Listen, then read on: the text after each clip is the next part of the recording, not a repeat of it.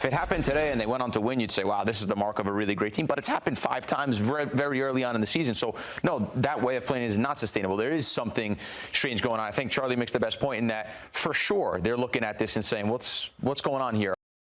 Obviously, for Liverpool, they'll be the happiest at the end of today, won't they? But they had to wait it out. It was nervy times. How about this header from Virgil van Dijk? Because that was a fantastic finish, no doubt. Probably it's when you need it, too, right? It's not just the header. It's when you need it. And this is man-on-man marking. We always talk about, oh, well, the zonal, we don't like zonal, we like man-to-man. This is man marking, and you just can't man-mark this guy because he's a monster. And there's a little hand game going on and jostling for space, but then, you know, this guy's one of the best in these moments, and then he slams it in and gets all 3 points for them.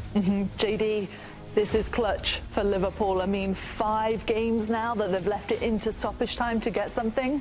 This is what we're doing. That's what we're calling it, clutch. I mean, he has a Mamba mentality, though, in fairness to him, because, you know, he's got to lead this team, and I've seen some of his responses in terms of to these late winners that they seem to be getting, but this is only breeding more and more confidence, because if you look at the times in which they're actually scoring these goals, especially the +10, it shows me that their belief in what they're doing, their belief in terms of their system, and more important, their belief that they're going to turn any result into a victory is clearly running throughout this team. So congratulations to them. Yeah, let's hear what Virgil van Dijk then had to say after the game, because he was the one in the end that made all the difference. But was he entirely happy with everything? Well, we'll see.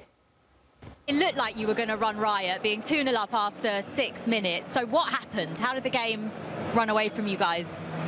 I won't say run away, but obviously I think I mentioned it to you yesterday. There's a team that never gives up. They have quality players that can punish you if you're not there in a split second, if you are a little bit too late. And I think they punished you just before the break. And after the break, we tried to go for the 3-1. Obviously, they get a bit of confidence from that as well. But eventually, you know, have to keep going and show the resilience that we have been showing for all many years, and it was another great European night here, I think. Yeah, attacking at the Cop end as well, going into the final stages. Was there always that belief you could find that winner? It's easy to say afterwards, isn't it? But I think we've shown many times that we are capable of doing it, and today I was the lucky one with the winner, and we move on. It's another game, though, where there's been a couple of goals conceded. Are there any concerns in the team about the way you've started this season defensively? No. Yeah. No. This is obviously a competition Liverpool are so desperate. Short and sweet at the end for Van Dijk. How do you feel about that? Well, I feel for Jules, because we've actually done that same role, had that same position last year, and you know, she's asking a very honest question, which is there has to be concerns internally. There has to be concerns in terms of the late goals that's being conceded. You were fully in control of that game going into the last, let's say, what, 20, 25 minutes? And there seems to be a consistent theme of Liverpool allowing teams to get back in. But I think that's more of maybe the new players integrating themselves into the team. Maybe, obviously, of course, learning these new tactics now at second year or phase 2 of this system and this year in development. And more importantly, they're getting the wins, which is the most important factor. I think it's more of controlling the narrative, because as long as he can say outwardly to the public, there's no problems here, there's no issues. We're getting wins. There's no panic. We're not angry. We're not upset. But in the locker room, they're clearly addressing these issues. They're still coming away with the win, which is important, because when you're not playing well, when you're making mistakes, but you're still winning matches, and we know the quality of this team, the depth of this team, that's just going to help them in the long run. So they're picking up important wins, important points now when things aren't where they need them to be. And remember, Alexander Isak just got his first minutes for the club. He's still in preseason mode. Yeah. When he gets going, you could see Ekitike is starting to feel the pressure. He had a layup, a nice pass across from Mohamed Salah, and he scuffs his shot. I think the psychological pressure of having to live up to now competing with the Alexander Isak, knowing how much money they spent on him, is starting to weigh on him a little bit. Is it sustainable for them to keep playing this way, Grella, or do you think it could catch up with them eventually? Because, I mean, we always say no matter how you get there, the win is the most important thing, so it does feel a bit harsh to criticise them. Yeah, I mean, 2-0, 4th minute, 6th-minute goal. You're at home. Many opportunities to counter, put the game away. I think they hit the post also after after that. And then all of a sudden 2-2, and it's a little bit strange from Atletico Madrid side that, yeah, they don't give up, but they're also struggling in their own league, domestically, still trying to figure out things. So that's strange to me. If it happened today and they went on to win, you'd say, wow, this is the mark of a really great team. But it's happened 5 times very, very early on in the season. So no, that way of playing is not sustainable. There is something strange going on. I think Charlie makes the best point in that, for sure, they're looking at this and saying, what's going on here? Are we losing in the midfield? Are we getting tired at the 60th minute? Are we not making the right substitution? For sure, any great manager, and Slot's proved to be one of the best, will look at this and say, this is not how teams are going to end up winning. I mean, you get only so many of these results at the end of the game that you can steal the game or get something out of the game. So for sure they'll be looking at it. But he was pretty confident. He was like, no, you know? And that's like a journalist's nightmare, right? And no, the straight no, because you got to have another question ready. Interviewing you for a second. That's a nightmare for me, by the way. It's just there's different phases of the game, right? It's very clear Liverpool are very confident in the first phase of the game where they want to impress themselves onto a team. The intensity they come out with the first 5 minutes, hence why they scored 2 in the first 10, right? But then there's another phase of a game, which is the last 15 to 20 minutes. Can you slow the tempo down and do what, especially Italian teams have made historically famous, and Atletico have also made famous? And I think they're kind of struggling in that aspect of, can we just control the game, see it out and contain? And there has to be a lapse of concentration. Maybe it's a fitness thing, and also maybe a chemistry thing. But whatever it is, in order for them to achieve what they want to achieve this year, they're going to need to tweak that instantly.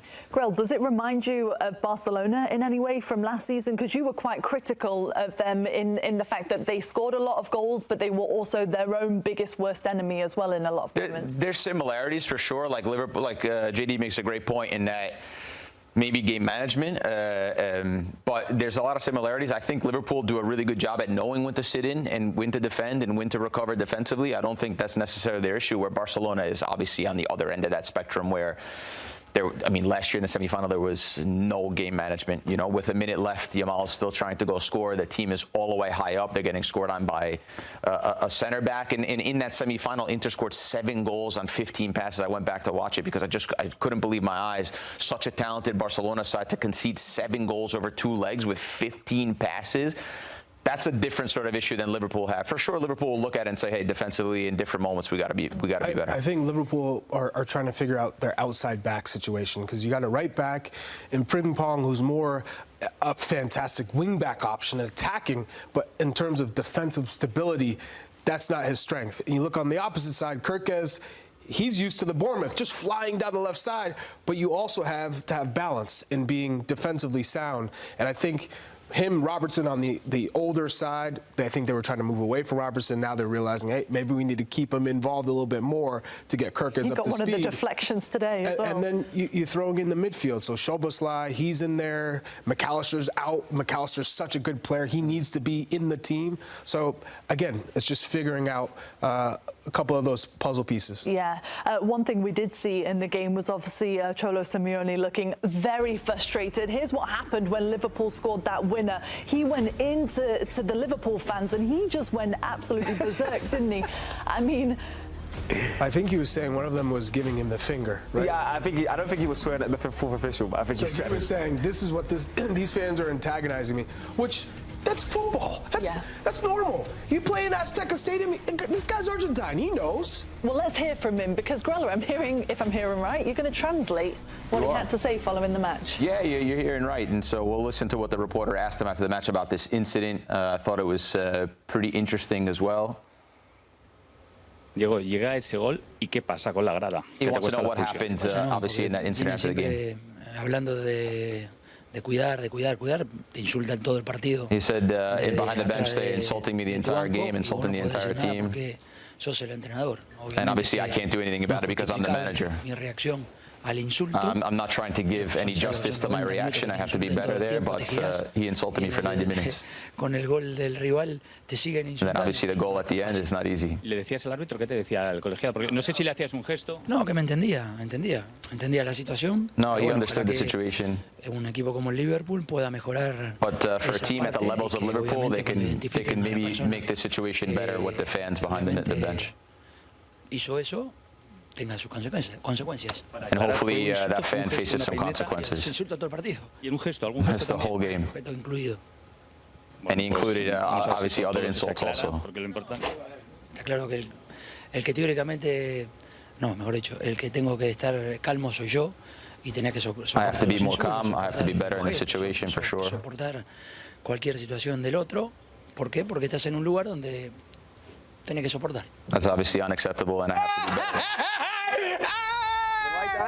You like that? I'm gonna be real. You like You better that? update your LinkedIn bio. Update your LinkedIn bio right now. Italian and Spanish is very Professional similar. proficiency, Spanish. I don't want anything else. Like, By the way, he also listened to it 10 times before we he wanted a buzz. I think I could have memorized. This is also coming from two guys. Do you speak? You don't speak Spanish, right? Oh, okay. All right. So we don't know if I got that right or not. Yeah. Only the viewers at home know. That was phenomenal. Don't give me credit yet. Let us know in the YouTube comments. But from what he said, though, Grella, I mean, he is a person that's known to dabble in the dark arts of gamesmanship. You could say, does he kind of have a right to say how the Liverpool? I mean, we don't know what's said. Let's just state that first and foremost. But does he have a right to kind of react like that in a moment like this? I don't think it matters. I think he's really upset about the last goal. I mean, he's really upset. They put a lot into that game, down 2-0. They didn't have a good start. Then they tie the game 2-2, and then they conceded on a set piece with something that drives managers crazy to begin with. And then he went to the fan and took it out on him.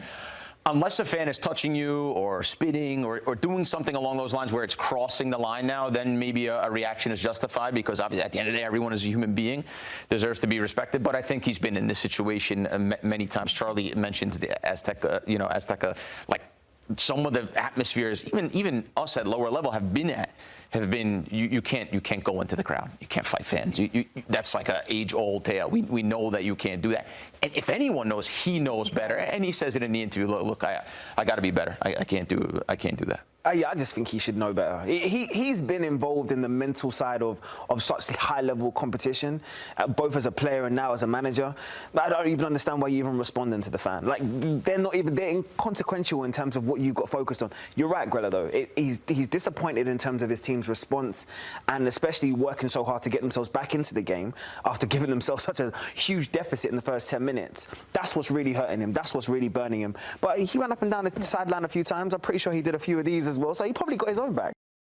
I mean, here's just his numbers at Anfield. It's crazy. 4 of his 9 career Champions League goals have come against Liverpool.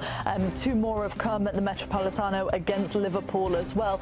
And one really strange thing that happened just before COVID, when he did score against Liverpool. Here is a look in 2020. This was March 11, where he played a massive factor in Atletico Madrid getting past Liverpool on aggregate, because then they had to wait until after the COVID bubble to play, obviously, in the second leg. He called his dog Anfield. That was the name that he gave. Do you like that, JayDee? Would you do something like that? Especially if I've only got a handful of collector's items, like I would call my dog Anfield too. Like, this is obviously an important moment to him. Probably carried momentum from this memory into tonight's game, and I'm sure Anfield was watching. Anfield was probably watching. I'm pretty sure there's going to be an Instagram post about it later, all smiling and cheering for his, I don't know, was it dad? Did they call it a dad? His dog dad? I don't know.